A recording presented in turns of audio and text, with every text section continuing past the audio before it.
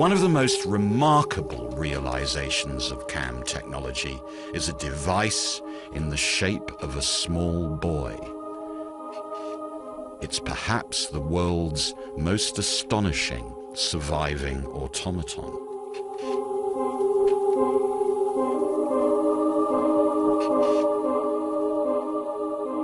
What's on this card is a piece of writing made by a 240-year-old machine. One of my favorite machines, one of the most magnificent automata of the 18th century. It's this boy, this writer. He was built in Switzerland by Pierre Jaquet-Droz, one of Switzerland's greatest clockmakers. And the aim was, I think, to mechanize reason and automate the passions.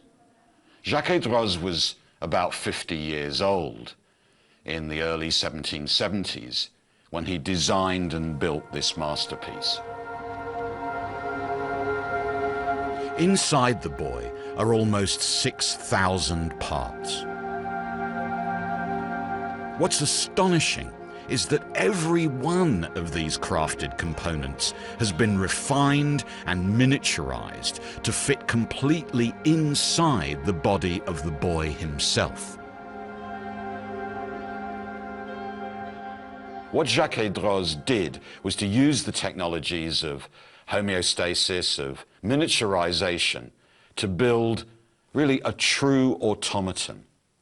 Inside the little writer is all his source of energy and all the machinery that drives him.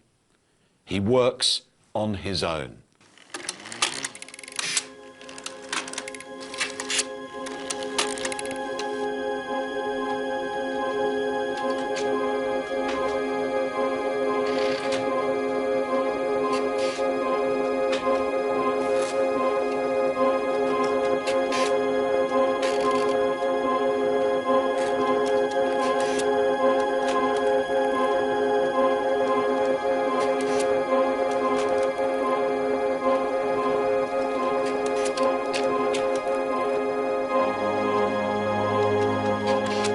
At his core is a great stack of cams.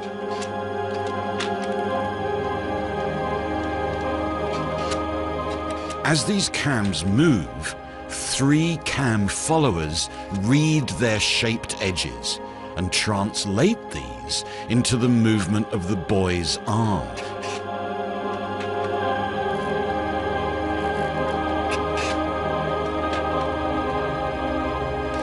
Working together, the cams control every stroke of the quill pen and exactly how much pressure is applied to the paper, so as to achieve beautiful, elegant, and fluid writing.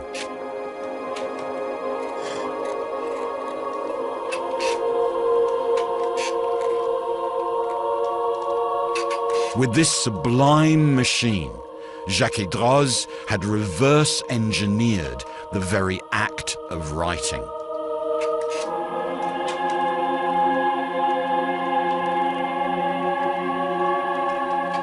But the mechanical boy contained one perhaps even more astonishing feature.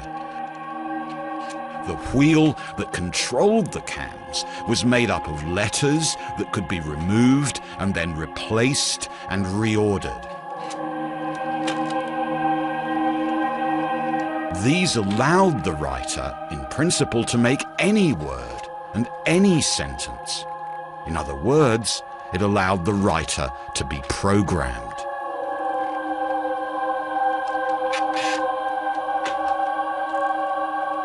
This beautiful boy is thus a distant ancestor of the modern programmable computer.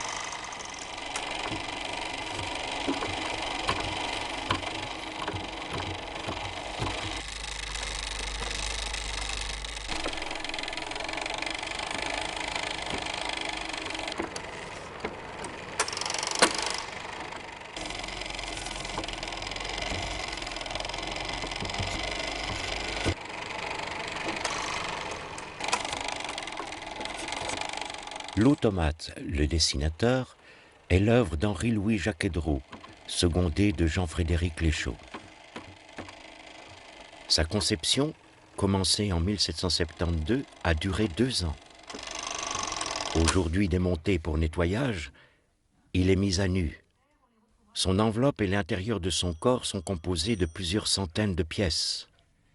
Ses membres sont construits en bois de tilleul, ses mécanismes sont façonnés en laiton et en acier. Les mouvements de l'androïde naîtront de l'assemblage d'une multitude de pièces. Élément central de ce mécanisme, le jeu des 36 cames est la véritable colonne vertébrale de l'automate. Cet assemblage de disques avec contours irréguliers a pour objectif de transformer le mouvement. Le profil de la came constitue la mémoire du mouvement enregistré. À chaque jeu de came correspond un motif différent. Un chien, le portrait du roi de France, un couple royal en anglais et un amour tiré par papillon constituent ces possibles dessins. Le jeu des cames est placé sous le mécanisme qui en assure sa rotation. Les 36 cames sont alors en prise avec 3 leviers. Chacun des 3 leviers agit sur un axe différent, de haut en bas, de gauche à droite, le 3e pour appuyer la mine plus ou moins fort. Un système de remontage à fusée assure à l'automate une réserve de marche de 5 minutes, ce qui permet de réaliser les motifs d'un jeu de came.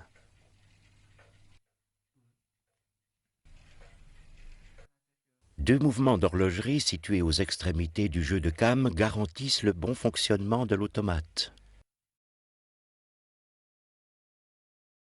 Une relation complexe lie le mécanisme du haut et du bas. Les cames effectuent une rotation complète. Le mécanisme du haut s'arrête après avoir enclenché le mécanisme du bas, qui monte d'un cran le jeu des 36 cames. Le mécanisme du bas s'arrête après avoir enclenché le mécanisme du haut. Ainsi de suite, 12 fois.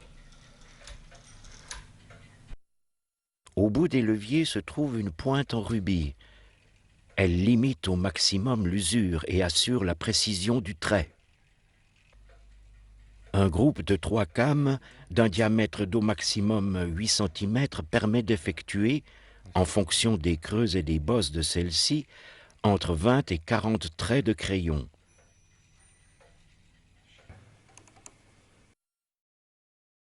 Le geste final de la main résulte donc de la rotation des cames et de la transmission du mouvement par un système de levier et de tige. Le tout traversant le coude et l'avant-bras jusqu'à la pointe du crayon. Véritable mécanique horlogère, la précision du dessin est de l'ordre du centième de millimètre, plus fin que l'épaisseur d'un cheveu. Prouesse technique et chef-d'œuvre d'ingéniosité, ce petit corps de 70 cm abrite l'intégralité du mécanisme. Un soufflet logé dans la tête permet de chasser les poussières de la mine de crayon grâce au souffle que l'androïde produit. Lié directement au came, les yeux suivent la main qui dessine.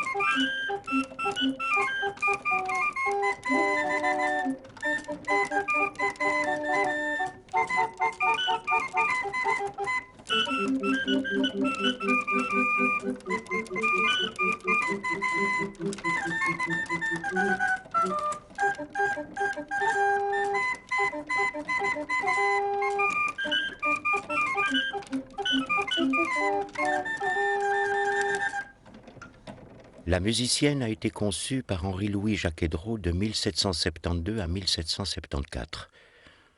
Lui-même musicien, il est aussi, probablement, le compositeur des 5 mélodies jouées par l'automate sur son orgue. La musicienne est aujourd'hui nettoyée. L'occasion pour nous d'en savoir un peu plus sur cette jeune fille qui, une fois assemblée, mesurera un peu moins d'1,50 m. Un nombre impressionnant de pièces de laiton et d'acier, de bois, de tilleul, permettront de lui donner vie, mouvement de la tête, des yeux et du corps. Inspiration, expiration. La poitrine se gonfle pour respirer.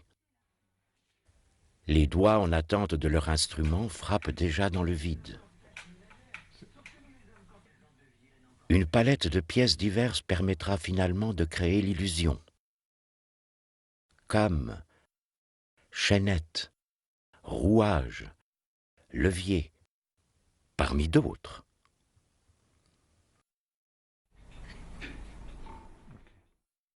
Trois moteurs sont reliés directement au corps de la musicienne. Un mécanisme anime l'automate pendant que ce dernier ne joue pas. Le mouvement est transmis grâce aux différentes cames qui y sont rattachées. Respiration, gestes de la tête, des yeux et du corps fonctionnent longtemps sans nouveau remontage. L'autonomie est de plus d'1 heure. 1 heure d'attente. Un autre moteur extrêmement puissant est doté de 2 mécanismes de remontage à fusée. Il fournira la force au bras pour se déplacer sur le clavier et aux doigts de presser sur les touches.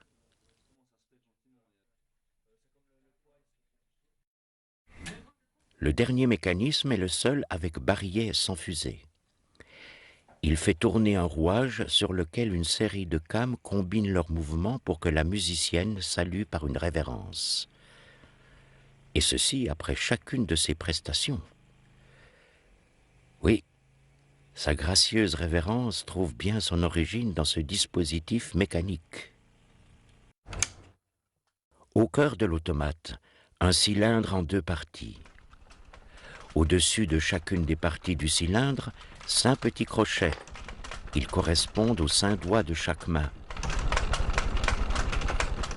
Les cylindres sont plantés chacun de 25 rangées de petits picots. La musicienne joue en 5 mélodies avec ses 10 doigts. Lorsque les cylindres tournent, les petites pointes soulèvent les crochets. Un ensemble compliqué de tringles qui pénètrent dans le bras par le coude aboutit sous la paume de la main pour s'appuyer enfin contre les leviers des doigts. Ces derniers sont articulés à la première phalange. À la différence d'une boîte à musique, la musicienne joue réellement de son instrument. Elle presse les touches avec ses doigts.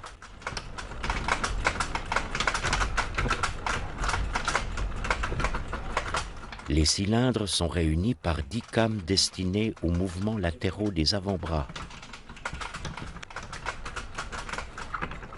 La partie gauche du rouleau est identique à l'autre.